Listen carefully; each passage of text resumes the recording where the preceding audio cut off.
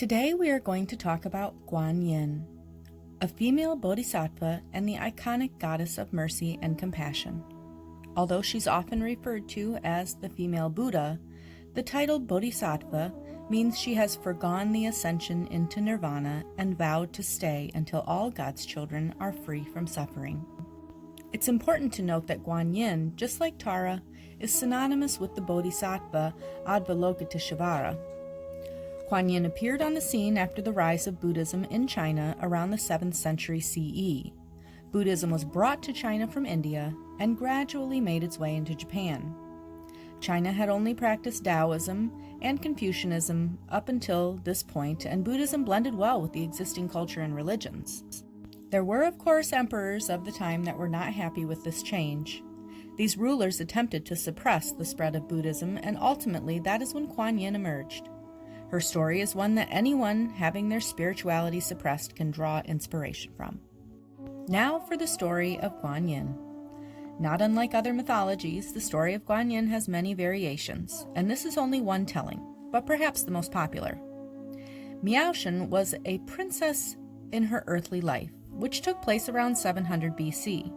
She was the youngest of 3 daughters born to the king Miao Chengyan. Miaoshen was born a disappointment to her mother and father, who did not want another daughter. They needed a male heir to inherit the kingdom. While Miaoshen was quite young, it was decided she would be married off to a very wealthy man who would then be able to rule the kingdom and bring honor to their name. Unfortunately for the king, money, power, and property had no value to Miaoshen, who said she would only marry a man who could relieve suffering from aging, suffering from illness, and suffering from death. Her father, furious she would want to marry a healer instead of a wealthy man, rationed her food and water and put her to work. She was told the only relief from this life of hunger and thirst and work was to consent to the marriage of his choosing. Still, Miaoshen insisted that she only wanted a life devoted to spirit. Her father eventually gave in to Miaoshen's wishes and sent her to a monastery. Unbeknownst to her, he had given the nuns special instructions to make the experience as difficult and painful as possible for her by assigning her only the most difficult, ugly tasks until she begged to come home. The nuns did as they were told and practically made Miaoshen a slave. She was unfazed by the workload, and as she slaved away, the animals around the monastery began to help her. Her father was again furious.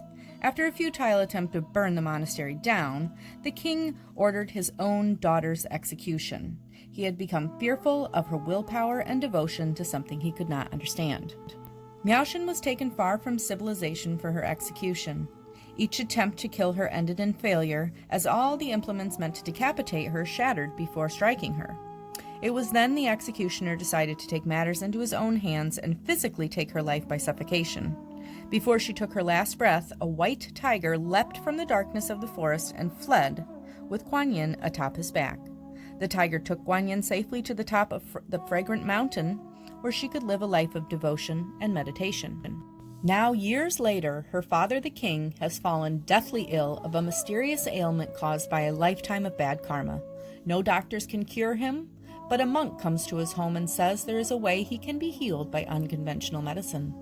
The healing potion he would need to drink must contain the eye and arm of one who is completely without anger their whole life through. The king thought this was impossible, as he could not imagine even a day without anger, and who would ever offer this to him anyway? The monk then told of a person who would do this and said they lived on Fragrant Mountain.